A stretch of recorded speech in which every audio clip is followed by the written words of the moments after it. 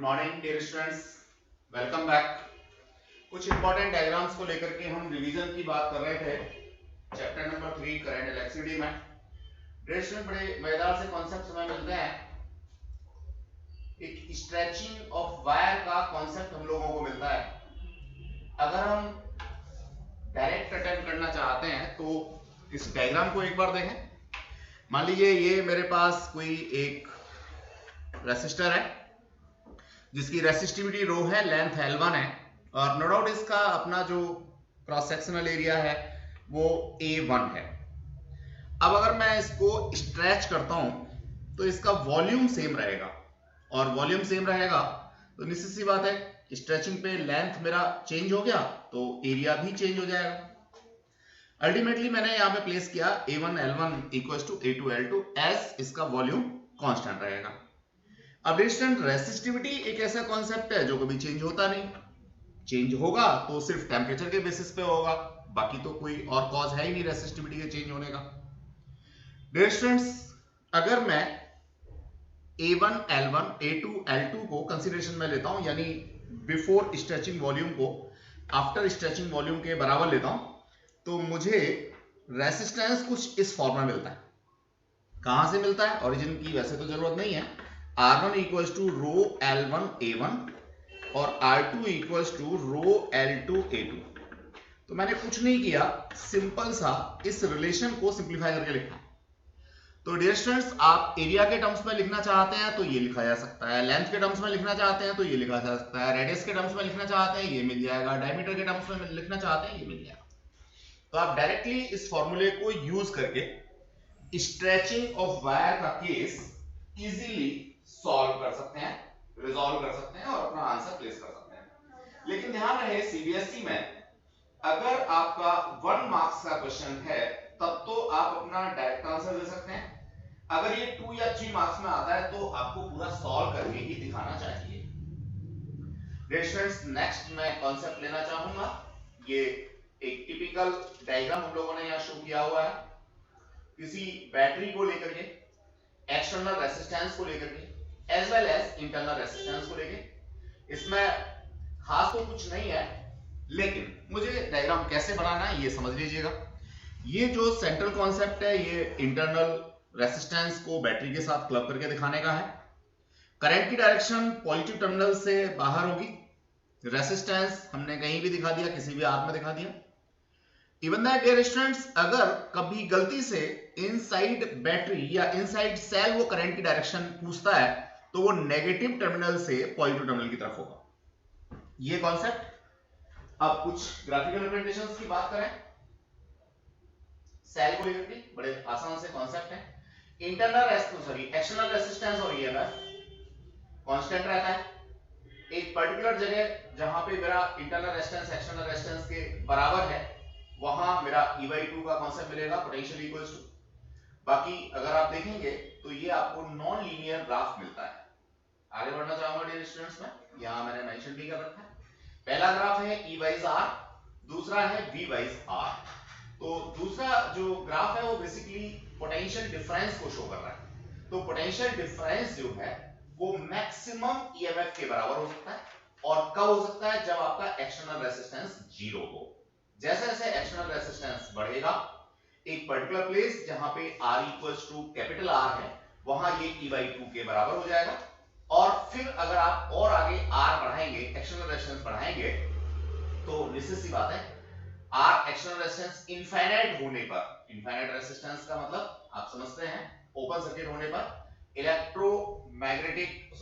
EMF electromotive force potential difference के या terminal difference के बराबर होगा। यहीं से हमने इक्वेशंस निकाली हुई हैं, कुछ भी नया काम नहीं है, डायरेक्ट इक्वेशंस हैं, आप लोग इनको याद कर लेंगे। डियर स्टूडेंट्स, ये बड़ा फेबुलस सा क्वेश्चन है जो हम लोग कई बार डिस्कस कर भी चुके हैं। एनसीईआरटी का क्वेश्चन है। यहाँ जो एक्सटर्नल रेजिस्टेंस लगाने का पर्पस है वो है सर्किट में करंट्स को कंट्रोल करने का। इस एक्सटर्नल रेजिस्टेंस का 110 वोल्ट की कोई बैटरी चार्जर है। अब यहां देखिए आपको कहीं भी पोलरिटी नहीं दिखा रखी, तो मैं शो करना चाहूंगा कि बैटरी चार्ज की पोलरिटी इस तरह से आप लोग लगाओगे, पॉजिटिव से पॉजिटिव और नेगेटिव से नेगेटिव। यहां इक्वेशन बड़ा क्लियर सी होगी क्या 110 that is the potential of charger equals to 12 that is the potential of battery plus I 0.5 plus I into capital R, ये आपको इक्वेशन मिलेगी। स्टूडेंट्स इसको लेके फर्दर हम लोगों ने ग्राफ की बात की हुई है, तो नथिंग इज न्यू, लेकिन आपको सेल्फ रियलाइज जरूर कर लेना चाहिए। इस तरह का एनसीईआरटी का अगेन क्वेश्चन ग्राफ रीडिंग से आप लोगों को करने के लिए कई बार मिला है। अगर आप सीबीएसई एग्जामिनेशंस को देखेंगे तो देखिए यहाँ क्या हो रहा है। इस ग्राफ को आप यहाँ से लीनियर है तो आगे बढ़ा सकते हैं।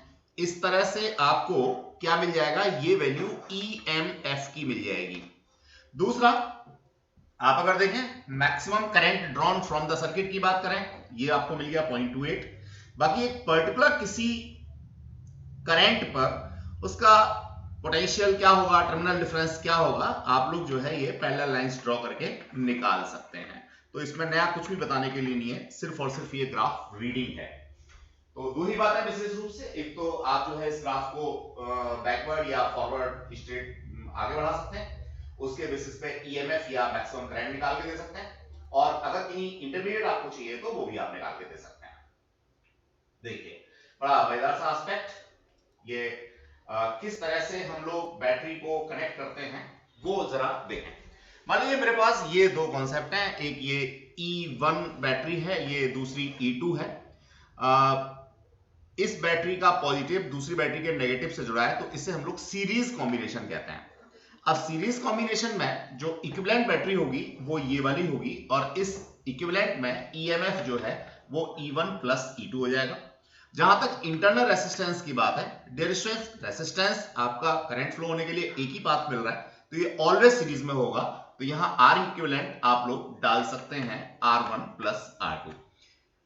इस पूरी फिगर का इक्विवेलेंट फिगर यहां देने की कोशिश की है। स्टूडेंट्स नेक्स्ट कॉन्सेप्ट है हम लोगों का पैरेलल कॉम्बिनेशंस ऑफ सेल का। ध्यान रहे पैरेलल कॉम्बिनेशन ऑफ सेल जब आप करेंगे तो स्पेशली आप यहां पे आइडेंटिकल सेल्स को लेंगे जिनका EMF same as well as internal resistance same. ये एक्सटर्नल रेसिस्टेंस आपने यहां अप्लाई किया, M सेल्स की रो लगाई, तो ऐसी स्थिति में देखिए EMF तो E ही रहेगा, लेकिन जो इसका इंटरनल रेसिस्टेंस है वो R/M हो जाएगा। एक सेल का रेसिस्टेंस स्मॉल r, और अगर M सेल्स को आपने पैरेलल में कनेक्ट किया हुआ है तो R/M। इसके बेसिस पे आप यहां से ड्रॉ होने वाली करंट निकाल सकते हैं, सीरीज के लिए, पैरेलल के लिए, व्हाटएवर सो। नेक्स्ट मैं आपको ये डायग्राम एक बार शो करना चाहूं, थोड़ा अब लोग क्विक रिवीजन में क्विक की ही बात करते हैं, तो स्पीड अगर आपको ज्यादा लग भी रही हो तो आप वीडियो पॉज करके अपने आप को रियलाइज करके फिर आगे बढ़ेंगे। चलिए यहां देखिए डीसी सोर्स लगे, अब हम लोग अटकते हैं या कैपेसिटर पे। बड़ा सिंपल सा फंडा है, 10⁻⁻6 सेकंड से 10⁻⁹ सेकंड में ये कैपेसिटर फुली चार्ज हो जाएगा, और जब फुली चार्ज हो जाएगा तो इसका जो रेसिस्टेंस है या ऑब्स्टिकल्स हैं वो इंफिनिटी हो जाएंगे, किसमें, डीसी सर्किट में। तो डियर स्टूडेंट जब इंफिनिटी हो जाएगा तो ये मेरा ब्रांच एक तरीके से यूजलेस हो गया, ये बैटरी मेरे पास यूजलेस हो गई, इस पूरी ब्रांच को मेरे को कंसीडर करना ही नहीं है। अब इसमें किरचॉफ का सेकंड रूल, फर्स्ट रूल, जो भी लगा करके आप जैसे भी इसको सॉल्व करते हैं वो कर सकते हैं। खास बात मुझे ये बतानी थी डियर स्टूडेंट्स, 1 वॉट कितने तरीके से लिखा जा सकता है, 1 joule over 1 second, 1 joule over 1 coulomb, 1 coulomb 1 second. इस तरीके से आप 1 वॉट को 1 वोल्ट इंटू 1 एम्पियर भी लिख सकते हैं। तो डियर स्टूडेंट्स मुझे यहां बस ये एक बार मेंशन करना था कि एक पर्टिकुलर अगर मेरे पास कोई यूनिट है तो वो डिफरेंट फॉर्मूलों से मिल सकती है, बशर्ते डायमेंशन एनालिसिस उन सब के लिए सेम आता हो। तो इसीलिए हमने डायमेंशन एनालिसिस का कांसेप्ट भी पढ़ा था 11th में जो डिस्कस किया था। तो आप हिप्नोटाइज ना हो, इस तरह की बहुत सारी इक्वेशंस आपको मिल सकती हैं, इवन कभी भी अगर घर में फ्री बैठे हैं तो आप देख सकते हैं। ये कॉन्सेप्ट है पैरेलल कॉम्बिनेशन ऑफ रेसिस्टेंसेस का, चाहे वो उसमें एसी लगी हो, डीसी लगा हो, लेकिन पैरेलल का क्या होगा, सिंपल सा पैरेलल हो जाएगा मेरा कितना, P1 plus P2 plus P3। बड़े यूज का फॉर्मूला, जब हम लोग अपने घरों में हाउस होल्ड सर्किट की बात करते हैं, वहां बहुत सारे अप्लायंसेस को लगाते हैं, तो जितने भी अप्लायंसेस हमारे घर में लगे होते हैं सारे पैरेलल लगे होते हैं। मैं अप्लायंसेस की बात कर रहा हूं, स्विच की बात नहीं, रेगुलेटर की बात नहीं, अप्लायंसेस की बात कर रहा हूं। तो अप्लायंसेस जैसे जैसे आप बढ़ाते चले जाओगे तो पूरे घर का जो रेसिस्टेंस है वो कंपैरेटिवली कम होता चला जाएगा, पावर बढ़ती चली जाएगी, पोटेंशियल सेम रहेगा। ये आप यहां इन दो फॉर्मूलों से देख सकते हैं। That is the concept. Students, ये कॉन्सेप्ट था हमारा। अब हम लोग थोड़ा सा और आगे बढ़ना चाहेंगे। देखिए, बड़ा मजेदार सा कॉन्सेप्ट ये हमारा आ जाता है किरचॉफ फर्स्ट लॉ को लेकर के। अगर आपने वन सेंटेंस में इसको शो करना है तो सिंपल सा कह सकते हैं, क्या summation of current is zero. Sign convention आपने अप्लाई करना है तो मैंने यहां मेंशन किया हुआ है कि current flowing towards the junction they are termed as positive और away from junction they are negative. ये हमारा फर्स्ट लॉ, इसको हम लोग जंक्शन रूल के नाम से जानते हैं। बड़ा आसान सा ये डायग्राम के थ्रू हम लोगों ने यहां पे शो कर रखा है डियर स्टूडेंट्स। अब ये बात आती है पोटेंशियल मेजरमेंट की। देखिए डियर स्टूडेंट्स, कोई भी एक्सटर्नल रेजिस्टेंस मेरा है, उसके अंदर से करंट फ्लो हो रही है, तो मैं कब पोटेंशियल को पॉजिटिव कंसीडर करूंगा, कब नेगेटिव कंसीडर करूंगा, ये बात मुझे लूप रूल पढ़ने से पहले समझ लेनी चाहिए। डियर स्टूडेंट्स, दो डायरेक्शन किसी भी लूप के अंदर होती हैं। पहली डायरेक्शन जो एक्चुअल में करंट वहां से फ्लो कर रहा है, आपको दे रखा है, सो फार सो गुड। अगर नहीं दे रखा तो आप अपनी मर्जी से, अपने कॉमन सेंस से कोई भी करंट की डायरेक्शन लगा देंगे पूरे सर्किट में। डियर स्टूडेंट्स, एक तो डायरेक्शन हो गई करंट की, दे रखी है तो ठीक, नहीं दे रखी है तो आपने अपने कॉमन सेंस से लगा दी। दूसरी डायरेक्शन होगी आपके लूप के अंदर ट्रैवर्स करने की, कि आप लूप में कैसे चल रहे हो। अब लूप में चलने की डायरेक्शन और करंट की डायरेक्शन दोनों अगर एक हैं तो ऐसी स्थिति में पोटेंशियल ड्रॉप्स को पॉजिटिव आपने कंसीडर करना है।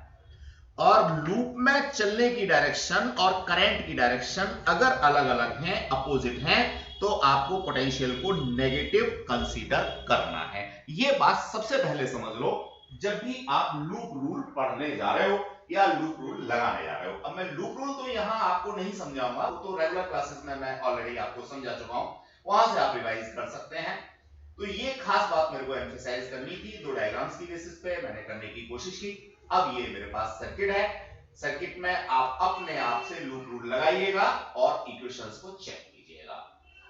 नेक्स्ट डियर स्टूडेंट्स, क्वेश्चन मैंने अगला डाला हुआ है, इंपॉर्टेंट क्वेश्चन है, तो यहां मैं सारे क्वेश्चंस आपको सॉल्व करके नहीं दिखा रहा हूं, आप इनको एज असाइनमेंट अपने आप से सॉल्व करेंगे, बुक से ढूंढेंगे कहां है क्वेश्चन, और क्वेश्चन सॉल्व करने के बाद अगर आपको कहीं कुछ ऐसा लगता है कि जो आपको अनवांटेड है, समझ नहीं आ रहा है, तो आप जरूर मेरे को व्हाट्सएप करें या इंडिविजुअली आकर के डिस्कस कर लें। That's the concept dear students. Again ये हमारा क्वेश्चन बिल्कुल लूप रूल के बेसिस पे ही, बहुत फेबुलस क्वेश्चन। नेक्स्ट क्वेश्चन, मैं कोई भी क्वेश्चन एक्सप्लेन नहीं कर रहा, यहां मैंने डायरेक्शन शो कर रखी है, ऊपर प्रोसेस बता रखा है, उससे आप अपनी इक्वेशन बनाएंगे। The same thing is here again. हाँ, अब ये वाला कॉन्सेप्ट मेरा यहाँ पे आता है। डियर स्टूडेंट, सीबीएसई में इस तरह का क्वेश्चन नॉर्मली आप लोगों से डिस्कस नहीं होता, लेकिन मैं ये आपको एक्सप्लेन करना चाहता हूं कि ये आपका अनबैलेंस्ड व्हीटस्टोन ब्रिज है। इस साइड में 100/60 आपको रेशियो मिलता है और इस साइड में 10/5 आपको रेशियो मिलता है, तो ये बैलेंस्ड व्हीटस्टोन ब्रिज नहीं है। अब देखिए, जब हम व्हीटस्टोन ब्रिज के एप्लीकेशन की बात करेंगे तो वहां सिर्फ और सिर्फ हमारे सिलेबस में बैलेंस्ड व्हीटस्टोन ब्रिज है, लेकिन लूप रूल के बेसिस पे वो आपसे यहां 15 ओम रेजिस्टेंस के थ्रू फ्लो होने वाला करंट या गैल्वेनोमीटर के थ्रू फ्लो होने वाला करंट I1 I2 मतलब कुछ भी कंप्यूट करा सकता है, वो उसका मानेंगे। तो डियर स्टूडेंट्स, जैसे आप लोगों ने प्रूफ करने के लिए इक्वेशंस बनाई थी तो उसमें क्या किया था, फाइनली जाके कह दिया था इफ बैलेंस कंडीशन, तो IG को 0 आपने अपनी मर्जी से किया था। आप यहां ऐसा नहीं कर सकते, आपको इसमें डिफरेंट लूप चूज करने होंगे। लूप कौन कौन से बन सकते हैं, A B D A, A B C D A, B C D B, C E A B, whatever so, कितने भी लूप बन सकते हैं। तो अब स्मार्ट वर्क क्या होता है कि आप इतने सारे लूप यहां सिर्फ कंसीडर करेंगे जिससे कि हर वेरिएबल कम से कम एक बार जरूर आ जाए। जितने अननोन वेरिएबल हैं उतने लूप आपको कम से कम कंसीडर करने पड़ेंगे। तो देखो भैया, सारे लूप के लिए इक्वेशन बनाना बिल्कुल जरूरी नहीं है। जब आप लूप कंसीडरेशन में ले रहे हो, सबसे पहले ये सोचो कि कौन कौन से लूप मेरे को कंसीडरेशन में ले रहे हैं। तो ये एक क्वेश्चन मैंने ऐसा डाला है जो अपने आप में आसान भी है, और अगर आप बैलेंस कंडीशन के बेसिस पर निकालना चाहते हो तो ये मुश्किल भी है। तो जब भी ऐसा कोई क्वेश्चन मिलता है तो सबसे पहले ये देख लो कि आपका ये बैलेंस्ड ब्रिज है या अनबैलेंस्ड ब्रिज है, उसी के बेसिस पर आंसर देने की कोशिश करो। लगाना इसमें लूप रूल है और जंक्शन रूल है। डियर स्टूडेंट्स, मजेदार सा कॉन्सेप्ट देखिए। अब ये इस तरह के क्वेश्चंस अब मैं देख रहा हूं कि पिछले 3-4 साल से नहीं आ रहे, लेकिन बड़े अच्छे क्वेश्चन हैं। 1990, 91, 92 में आईआईटी में कई बार ये क्वेश्चंस डिस्कस हुए हैं। देखिए, यहां आपको ये देखना होता है कि जो आपका इनिशियल पॉइंट है और जो फाइनल पॉइंट है उसके बीच में शॉर्टेस्ट पाथ आपको कौन कौन से मिल रहे हैं। एक पाथ, दो पाथ, तीन पाथ, चार पाथ, कितने भी मिल सकते हैं, शॉर्टेस्ट देखना है आपने। अब अगर दो या दो से ज्यादा पाथ शॉर्टेस्ट हैं तो आप उन सब के लिए सेम करंट फ्लो करा सकते हो। शॉर्टेस्ट हैं एज वेल एज उनमें रेसिस्टेंस भी सेम है, यानी आइडेंटिकल पाथ, आइडेंटिकल रेसिस्टेंस। अब जरा देखो इस पर्टिकुलर सर्किट में ए डैश, डी डैश, सी, 1 2 3, भैया 3 रेसिस्टेंस मिल रहे हैं। दूसरा A B C, C dash, 3 resistance मिल रहे हैं। एडी के बाद आप ले सकते हो सी और सी डैश, 3 रेसिस्टेंस मिल रहे हैं। तो ये तीनों ही पाथ, ये वाला और ये वाला आइडेंटिकल है, तो इन तीनों में आप करंट जो है सेम ले सकते हैं। अब यहां उसने 2i ले रखा है तो कोई जरूरी नहीं है आप 2i ले, i ले सकते हैं। अब उसने 2i क्यों लिया है वो मैं जरा समझाना चाहूंगा। डियर स्टूडेंट्स, इन तीनों ही पाथ की जो फर्दर ब्रांच है, जैसे ए से ए डैश पे आप पहुंचे, अब यहां से इसको इनिशियल पॉइंट मान के और इसको फाइनल पॉइंट मान के अगर आप पाथ देखते हैं तो एक पाथ तो ये मिलता है, इसमें 2 रेसिस्टेंस लग रहे हैं। एक पाथ ये मिलता है, इसमें भी 2 रेसिस्टेंस लग रहे हैं, यानी ये आइडियल पाथ हो गए। आइडियल पाथ हो गए तो यहां और यहां जो फ्लो होने वाली करंट है वो कैसी होंगी, सेम होंगी। तो उसने क्या किया, यहां पे आई कंसीडर कर लिया, यहां पे आई कंसीडर कर लिया। ऑब्वियस है, जब उसने यहां आई 2 करंट कंसीडरेशन में लिए तो यहां पे 2i हो गया। इस पॉइंट पे आपने क्या लगा दिया, जंक्शन रूल लगा दिया। तो द सेम थिंग। अब फर्स्ट टाइम क्वेश्चन करते हैं थोड़ा सा मुश्किल होता है, लेकिन सेकंड टाइम, थर्ड टाइम में आप यूज्ड टू हो जाते हैं और फिर आपको इन चीजों को लेने में बड़ी आसानी रहती है।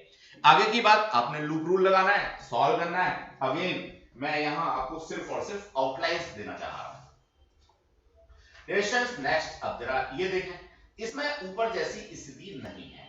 इसमें अगर हम लोग देखते हैं तो भैया यहां से जो है करंट को अलग अलग पाथ मिलते हैं, एक पाथ ये मिला, एक ये मिला। अब फाइनल पॉइंट आपका ये है, तो इसमें तो सिर्फ और सिर्फ एक रेसिस्टेंस लग रहा है। बाकी शॉर्टेस्ट पाथ देखें, 1 2 3, 1 2 3।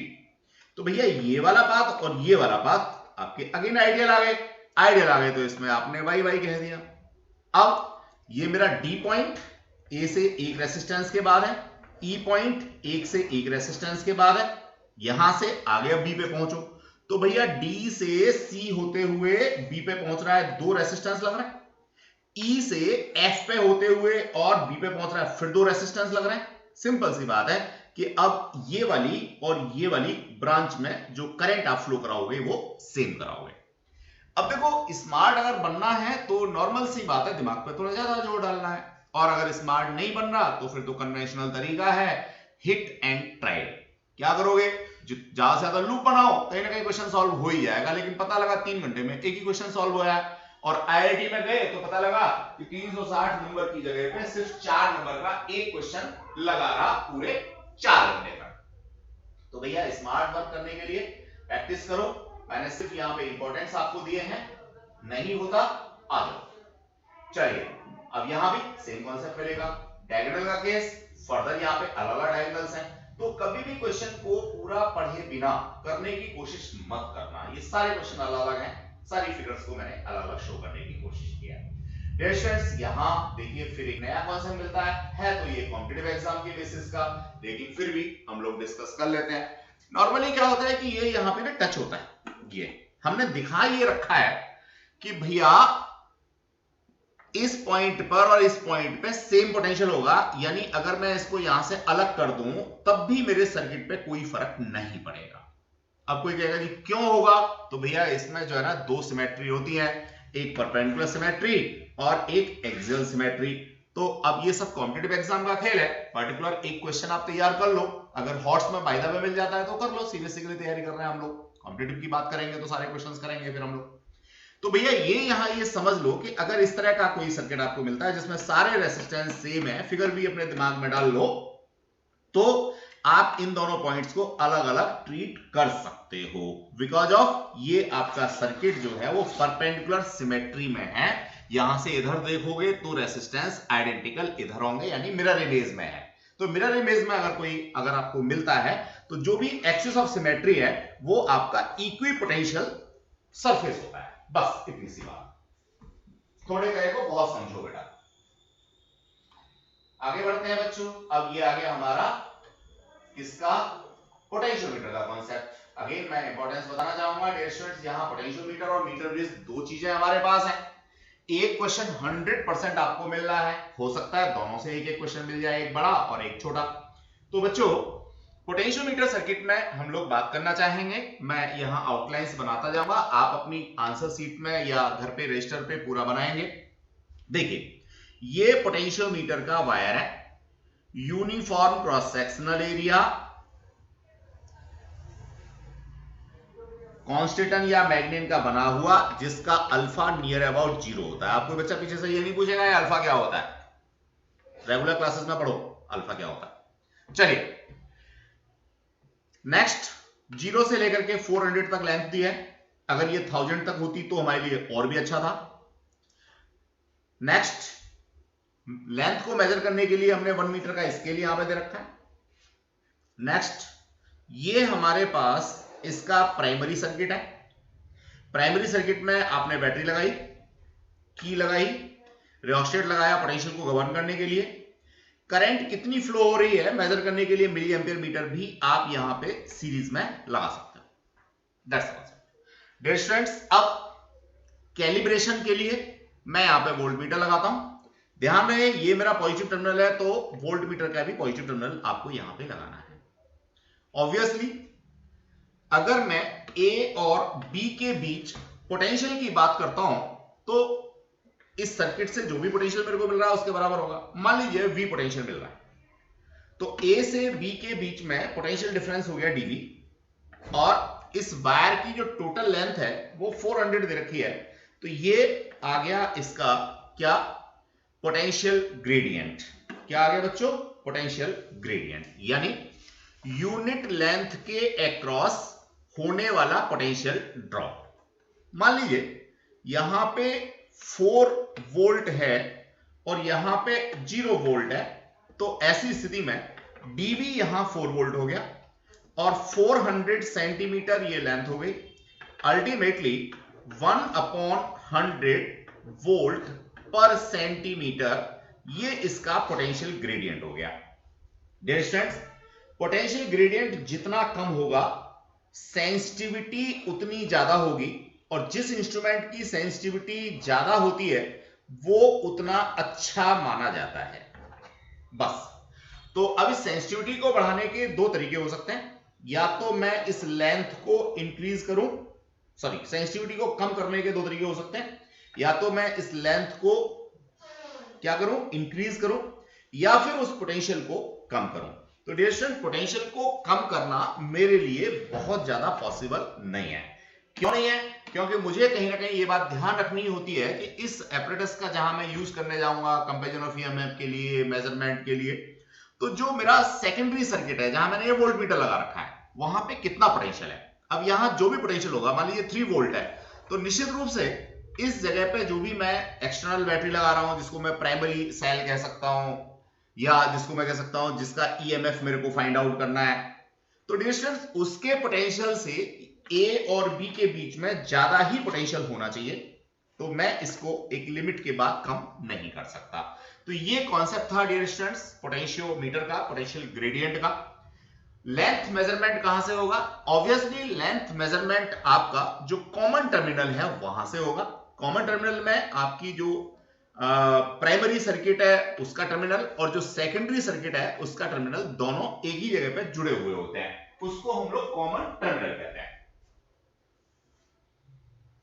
आगे बढ़ना चाहेंगे डियर स्टूडेंट्स, ये हमारा नेक्स्ट सर्किट जो है बिल्कुल वैसा ही है, प्राइमरी और सेकेंडरी सर्किट बिल्कुल एज इट इज है, बस अंतर अगर हमने किया है तो अपने पर्टिकुलर पर्पस के लिए ईएमएफ कंपेयर करने वाला कॉन्सेप्ट दिया है। तो डियर स्टूडेंट्स यहां देखेंगे टू वे की लगी हुई है, इस टू वे की में क्या होगा, 3 टर्मिनल होंगे और 2 होल होंगे, एक होल ए है और दूसरा होल बी है।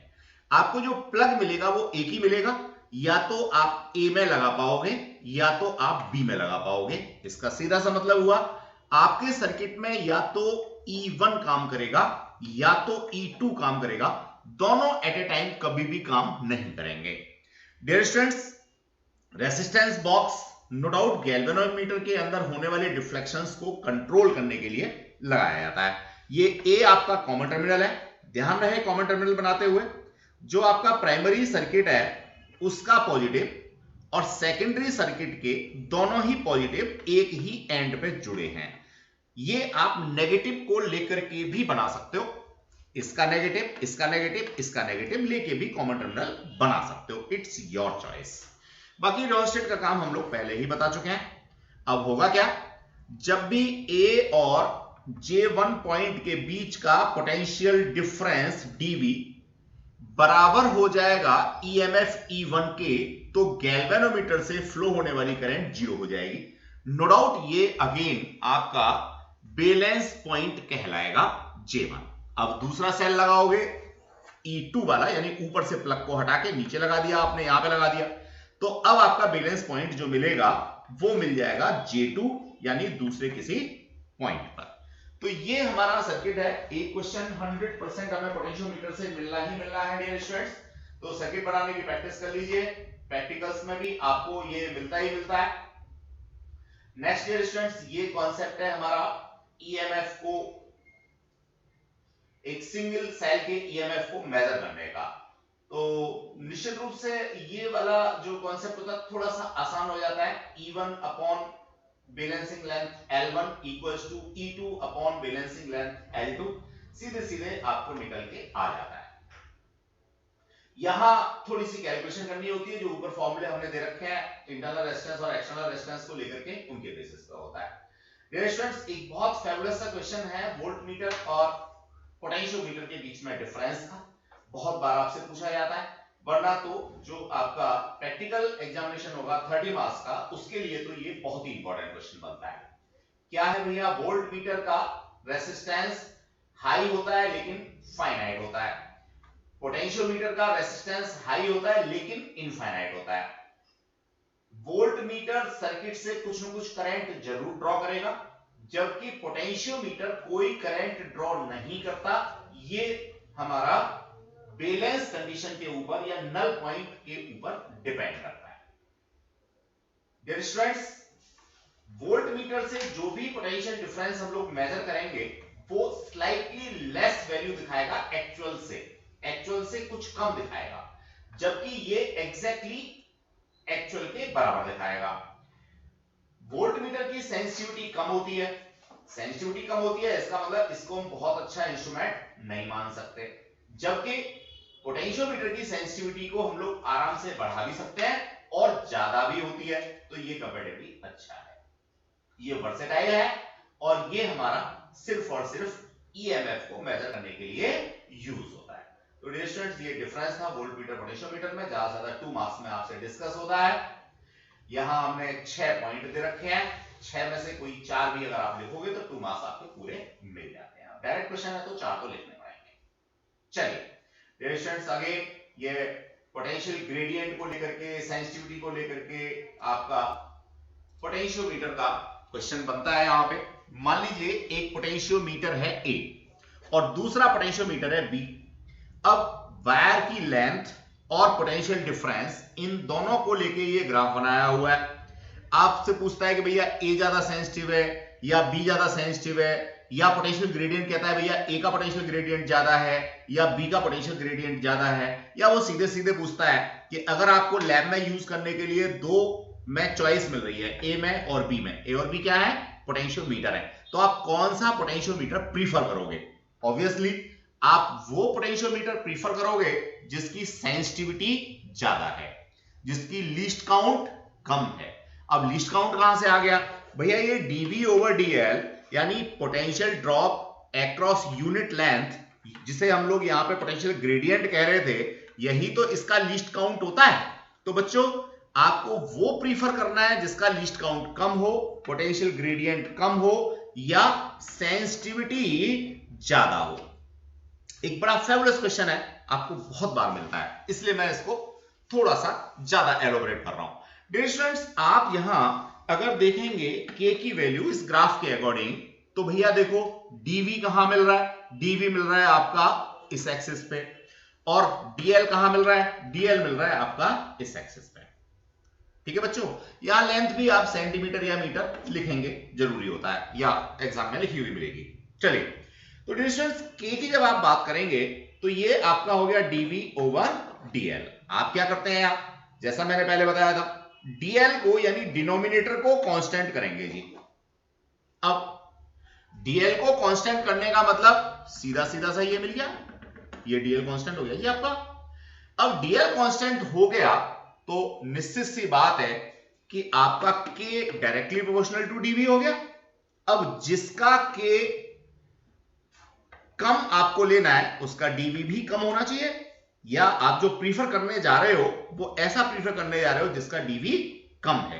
कब, जब आपका dl कांस्टेंट है। तो dl जैसे ही आपने कांस्टेंट किया तो देखो बच्चों b के लिए तो ये आ गया dv, और a के लिए ये आ गया dva। अब नो डाउट जो b पोटेंशियोमीटर है उसका dv छोटा है, उसका पोटेंशियल ग्रेडियंट छोटा है, उसकी सेंसिटिविटी ज्यादा है, तो आप यहां पे B को प्रीफर करोगे।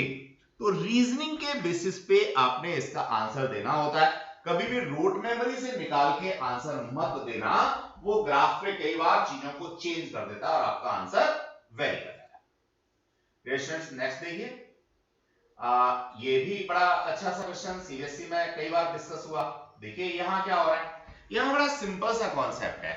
अगर आप इस सर्किट को देखते हैं तो दोनों सेल पैरेलल लगे हैं, यहां पे आपको वैल्यू मिलेगी E1 डिफरेंस E2, और नीचे वाले सर्किट में दोनों सेल सीरीज में लगे हैं तो ये मिलेगा E1 plus E2। Dear students, जब आप बैलेंसिंग लेंथ निकालते हैं, पूरा सर्किट आप लगाते हैं, तो पहले केस में मान लीजिए आपको मिल जाता है K इंटू L1, और दूसरे केस में मिल जाता है K इंटू L2। बस दोनों को डिवाइड करो तो आपको मिल जाएगा E1 difference E2 over E1 plus E2 is equals to L1 upon L2। तो बच्चों सिर्फ जो की कॉन्सेप्ट था वो ये था कि यहां पे डिफरेंस आएगा और यहां पे एडिशन आएगा। इसके बाद का काम तो प्रैक्टिकल वाला है, जो लैब वाली क्लासेस में, प्रैक्टिकल्स वाली क्लासेस में हम लोगों ने एम्फेसिसली आपको कराया हुआ है। तो डियर स्टूडेंट्स, ये वो सारे पॉइंट्स हैं जिनको मैं एक तरीके से अधूरा छोड़ रहा हूं, आपको इनको लेकर के अपनी प्रैक्टिस करनी है, इनको रिवाइज करना है। चलिए नेक्स्ट कॉन्सेप्ट, वही हमारा जो मीटर ब्रिज होता है या ब्रिटिशनल ब्रिज होता है, इसको प्रूव करने के लिए जो कॉन्सेप्ट है, आपको कैसे करंट चूज करनी है, I1 I2, आपको IG कहां लेना है, Q में से I1 माइनस IG फ्लो कराना है। सेम सर्किट डायग्राम अगर आप बनाते हो, यूज करते हो डियर स्टूडेंट्स, तो कंपैरेटिवली आपका आसानी से प्रूव हो जाता है। अगर आपने सर्किट में अपनी मर्जी से कुछ उल्टा सीधा किया और आगे आपने तरीके से नहीं किया तो आपका डेरिवेशन अटक जाता है। पहले ये डेरिवेशन 3 मार्क्स में आता था बैलेंस कंडीशन वाला, फिर 2 मार्क्स में आने लगा, फिर इसमें कंपेंडो डिविडेंडो को यूज करते हुए अगेन 3 मार्क्स में आने लगा। तो इट डिपेंड्स, अगर डायरेक्ट आएगा तो 2 मार्क्स में आएगा डेरिवेशन, और इनडायरेक्ट आएगा यानी कंपेंडो डिविडेंडो को लगा करके आएगा तो फिर ये 3 मार्क्स में आएगा। तो डिस्टेंस यहां पे वही दो लूप आपने चूज करने हैं, A B D A, दूसरा करना है B C D B। इसके बेसिस पे आपने दो इक्वेशन बनानी होती है। फाइनली आपने लिखना होता है कि the values of resistance P R and Q has chosen that so IG is 0। और जैसे ही आप ये सेंटेंस लिखते हो, इन दोनों इक्वेशन में जहां जहां IG आ रहा है उनको 0 प्लेस कर देते हो, दोनों को डिवाइड कर देते हो, आपको व्हीटस्टोन ब्रिज वाली कंडीशन मिल जाती है।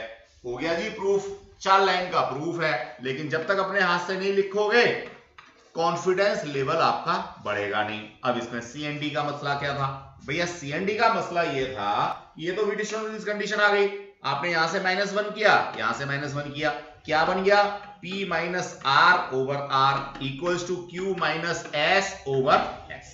यस, आपका किससे मिल गया? डिविडेंडो से मिल गया।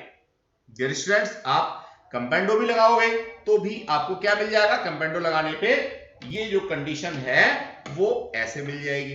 दोनों एक साथ लगा दोगे और कुछ मिल जाएगा। आप इसमें अगर क्रॉस मल्टीप्लाई करके निकालते हो तो आपको ये मिल जाता है PS इक्वल्स टू RQ। तो भैया PQRS के टर्म्स में बिल्कुल याद मत करना, इनकी वैल्यूज जो है वो रीशफल कर सकते हो सकता है ये यहां आ जाए, ये यहां आ जाए, व्हाटएवर। तो आपने जो याद रखना है वो ratio of incoming side resistance लिखना नहीं है, याद रखना है ratio of incoming side resistance is equals to ratio of outgoing sides.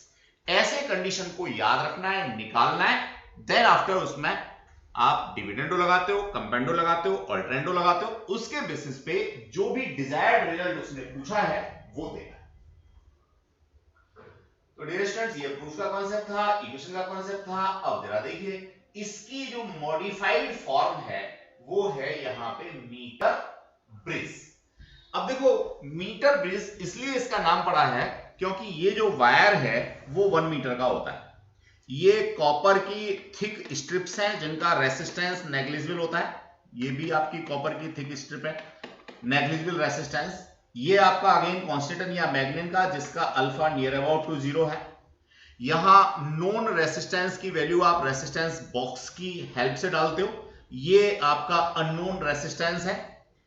अब बैलेंसिंग पॉइंट अगर आपका यहां पे मिल रहा है तो ऑब्वियस है कि RB के थ्रू जो भी रेसिस्टेंस आपने R पिक किया हुआ है डिवाइडेड बाय लेंथ L इसी पॉइंट से इक्वल्स टू हो जाएगा S ओवर 100 माइनस L।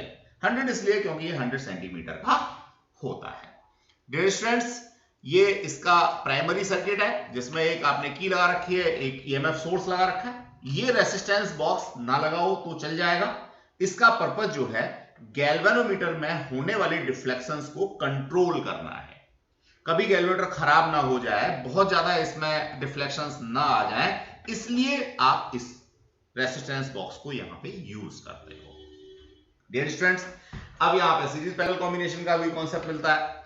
मान लीजिए आपने यहां एक रेसिस्टेंस और लगा दिया, कह देते हैं सपोज S डैश, तो भैया ये पैरेलल कॉम्बिनेशन हो गया। और अगर आप जो है यहां रेसिस्टेंस कुछ अलग तरीके से लगाते हो, ऊपर वाला ना लगा के मान लीजिए आपने यहां पे एक और लगा दिया, सपोज अब इसको कह दिया K, तो अब S और K जो है वो क्या हो गए? सीरीज कॉम्बिनेशन में हो गए। तो ये कॉन्सेप्ट आप लोगों का रहता है। जब तक कंटिन्यूटी इसकी प्रॉपर नहीं होगी डियर स्टूडेंट्स तो ये वन साइड रिफ्लेक्शन देता रहेगा। इसलिए कंटिन्यूटी सबसे पहले चेक करनी है। कैसे कंटिन्यूटी चेक करनी है? लैब वाली क्लासेस को आपने देखना है। डियर स्टूडेंट्स, ये व्हीटस्टोन ब्रिज ही है, बस उसको थोड़ा सा मॉडिफाइड फॉर्म में यहाँ पे डाला हुआ है। क्वेश्चन आपको मिलता है, ऐसा बहुत बार मिलता है। जरा देखो, इस A पॉइंट को उठा के दूसरी तरफ ले जाओ, दूसरी तरफ ले जाओगे तो कुछ इस तरीके से आपका सर्किट बन जाएगा। ये आ गया पॉइंट A, इसको यहां से भूल जाओ। अब जरा देखना, अब आपका बन गया व्हीटस्टोन ब्रिज की नहीं बन गया? और वो भी कैसा बन गया? बैलेंस बन गया। R upon R equals to R upon R। तो ये वाला जो रेसिस्टेंस है ये यूजलेस हो गया। ऊपर वाले दोनों रेसिस्टेंस सीरीज में, नीचे वाले दोनों रेसिस्टेंस सीरीज में, ऊपर वाली ब्रांच नीचे वाली ब्रांच के parallel. With in 30 second question का सॉल्यूशन आपके सामने। अब अगर आपको ये स्पीड ज्यादा लगे तो निश्चित रूप से थोड़ा सा रुको, वीडियो को पॉज करो, अपने आप से कैलकुलेट करो, सोचो, आगे बढ़ो।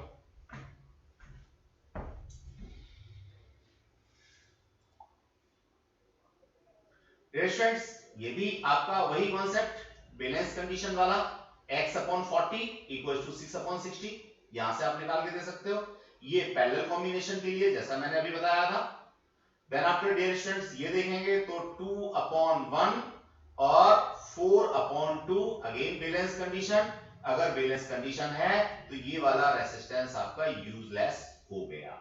अब इसमें कोई बच्चा कहेगा जी मुझे कैसे पता लगेगा? It's a very simple aspect. क्या एस्पेक्ट है?